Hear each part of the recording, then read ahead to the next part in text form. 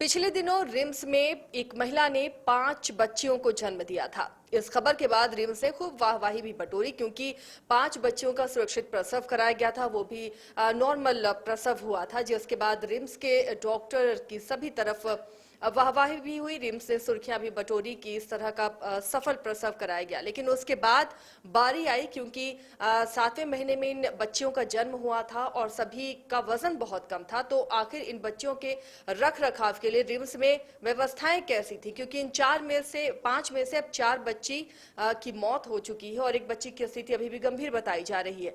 और इस बीच एक बड़ा आरोप लगाया है इन बच्चियों की मां ने। उन्होंने कहा कि जब रिम्स में इन बच्चियों को भर्ती कराया गया, वहां पर सही तरीके से देखभाल नहीं हुई, जिसकी वजह से इन बच्चियों की मौत हुई है। यहां तक उन्होंने आरोप लगाया है कि इन बच्चियों को चींटी काट रही थी। आप अंदाजा लगा सकते हैं कि एनआईसीयू में अगर बच्चों को जहां पर जिंदगी देने के लिए लोग एडमिट कराते हैं और वहां बच्चों को चींटी खाने लगे, ऐसे नवजात बच्चों को चींटी खाने लगे, तो ये अपने आप में कितनी बड़ी घटना है। हालांकि ये आरोप उन बच्चियों की मां ने लगाया है। फिलहाल एक बच्ची अभी भी गंभीर हालत में है, जिसे रिम्स रेफर कराकर अब रानीचुलन में एडमिट कराया गया है। सहयोगी मदन हैं जो इस पूरे मामले को इन्होंने कवर किया है। मदन, ये बहुत ही गंभीर आरोप है। आप मतलब सोचकर सिहरन होती है कि एक नवजात और उसे चींटी खा रही है। क्या बच्चों के लिए या किसी भी मरीज के लिए रिम्स में ऐसी व्यवस्था है? देखिए, पहले से ही जब ये महिला वहां पहुंची थी तो लगभग 1 महीने का वक्त अब हो चुका है जब वो गर्भवती थी। 7वें महीने में वो वहां पहुंची रिम्स में। 15 दिन के लगभग प्रसव से पहले और 15 दिन बाद तक जो है वो वहां रुकी। इस दौरान 5 बच्चियों को जन्म दिया। वहां की सारी व्यवस्थाओं को लेकर के काफी तारीफ भी कर रही थी। लेकिन जब 4 बच्चियों की मौत हो गई, 2 बच्चों को पहले ही वहां जब बेहतर सुविधा नहीं था उपलब्ध, तो दूसरे निजी अस्पतालों में भेजा गया था। वहां पर उपचार चल रहे थे और 3 बच्चों का इलाज जो है रिम्स में चल रहा था, जिसमें से 2 की मौत हो गई और 2 जो बाहर इलाजरत थे उन दोनों की भी मौत हो गई। अब जो सबसे आखिरी 5वां बच्ची बची हुई है, उसको एनआईसीयू में भर्ती कराया गया था। अब एनआईसीयू में जो बच्ची की मां है वो खुद देखी है कि बच्ची को चींटी खा रहा था। कई घाव के निशान भी हैं जो स्पष्ट कैमरे के तस्वीर में आए हैं, कैमरे में कैद हुआ है कि आखिर किस तरह से बच्ची के सिर पे और हाथ पर जो है चींटी के खाने के निशान है। तो ऐसे में हमने कई बार फोर्स देकर भी पूछा कि क्या आपने अपने आंखों से देखा है चींटी को खाते हुए, तो स्पष्ट तौर पर उन्होंने कहा कि हाँ, हमने देखा है और इसी वजह से आनन फानन में अपनी इस बच्ची को बचाने के लिए हमने रिम्स से निकालकर निजी अस्पताल तक लाने का प्रयास किया है और 1 लाख से अधिक का खर्च हो चुका है। लेकिन बच्ची की स्थिति जो है अब गंभीर बनी हुई है। परिजन का ये कहना है कि वो फल बेचकर गुजारा करते हैं। 1 महीने से उनका व्यवसाय भी बंद है। किसी तरह से जो परिवार चलता था उस पैसे को बचा बचा कर रखे थे और अब वो सारा इलाज में खर्च हो चुका है। अब उनके पास पैसे नहीं है, कर्ज लेकर जो है फिलहाल वो इलाज करा रहे हैं। लेकिन जो राज्य की सबसे बड़ी अस्पताल है, जो सबका भरोसा जहां रिम्स में है, ऐसे में देखिए जब 5 बच्चे एक साथ हुए थे तो परिजन ये कह रहे थे कि रिम्स से जो हमें निजी अस्पताल बच्चों को ले जाना पड़ रहा है उसका सबसे बड़ा है कि आईसीयू में भी 5 ही बेड हैं जो इलाज हो सकता है। तो अब संख्या बढ़ाने की जरूरत है।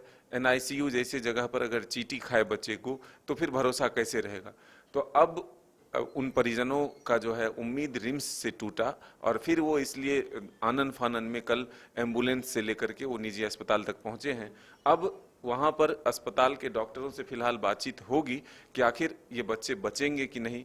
देखिए, 7वें महीने में जो प्री मैच्योर अगर हम कहें तो ये डिलीवरी हुआ, तो एक तरह से रिम्स ने वाहवाही लूटा है कि आखिर वो नॉर्मल डिलीवरी 5 बच्चे के कुशल पूर्वक करा ली। लेकिन अब सबसे महत्वपूर्ण ये है कि जो आखिरी उम्मीद है, यानी कि आखिरी जो बच्ची है 5वां, वो कैसे बचाया जाए, उसके लिए क्या बेहतर इलाज हो सकते हैं, ये सोचने और समझने की बात है। रिम्स प्रबंधन बहुत ने बहुत हैरानी वाली बात ये सामने आ रही है, मदन। एनआईसीयू हो या आईसीयू हो या सीसीयू हो, ये ऐसे वार्ड होते हैं जहां पर क्रिटिकल पेशेंट को ही रखा जाता है। और अगर वहां पर इतनी लापरवाही है तो जो जनरल वार्ड है उसका अंदाजा तो हम लगा सकते हैं कि रिम्स क्या दे रहा है। देखिए, ऐसा हम नहीं कह सकते हैं कि पूर्णतः इलाज नहीं होता है, लेकिन लापरवाही है, इस बात से आप इनकार नहीं कर सकते हैं। अगर प्रॉपर वे में इलाज होता तो फिर डॉक्टर सामने आकर के कहते कि आखिर क्या वजह रहा कि एक एक करके बारी बारी से सारे बच्चे जो है मौत के गाल में समा गए। फिर क्यों ऐसी परेशानी हुई कि उस बच्चे को आनन फानन में अस्पताल से निकाल करके दूसरे अस्पताल तक ले जाना पड़ा। जो आदमी रिम्स के भरोसे 15 दिन पहले पहुंचता है, 1 महीने तक रिम्स में रहता है, डिलीवरी कराता है, इंतजार करता है कि हमारी बच्चे की जान बच जाए, डॉक्टरों को भगवान की तरह मानता है, वही आदमी आरोप लगाता है उसी डॉक्टर पर, उसी संस्थान पर, तब ये गंभीर विषय होता है। और रिम्स पर भरोसा सबका है क्योंकि वो ही एक ऐसी संस्था है राज्य की जहां पर आम और गरीब दोनों पहुंचते हैं और दोनों की उम्मीद भी वहीं से रहती है कि किसी तरह से इलाज मिल सके। हम जानते हैं कि निजी अस्पतालों में कितने पैसे खर्च होते हैं। किसी भी इलाज के लिए, आप छोटे से इलाज के लिए भी जाएंगे तो अब तो लाखों तक पहुंच जाते हैं। तो ऐसे में रिम्स पर जो भरोसा है वो बरकरार रहना चाहिए। लेकिन जो लापरवाही हुई है, अगर एनआईसीयू में जो आरोप है परिजनों का, अगर चींटी ने बच्चे को खाया है तो फिर कार्रवाई जरूर होनी चाहिए उन डॉक्टरों पर, उन नर्सों पर जो वहां पर तैनात थे। चलिए, तो ये जांच का विषय है क्योंकि जो मां ने आरोप लगाया है, उन बच्चों की मां ने, बहुत ही गंभीर आरोप है। और अगर वाकई ऐसा है कि जिस नवजात बच्चे को भरोसे के साथ एनआईसीयू आईसीयू में लोग छोड़ते हैं, वहां से भरोसा उठ जाएगा। अगर चींटियां बच्चों को खाने लगे, आप सोच सकते हैं कितना गंभीर मसला है, कितनी संजीदा बात है। और अगर ऐसी लापरवाही हो रही तो बहुत बड़ा सवाल अपने आप में खड़ा करता है। फिलहाल लगातार आपको अपडेट देते रहेंगे, देखते रहिए News 22 को।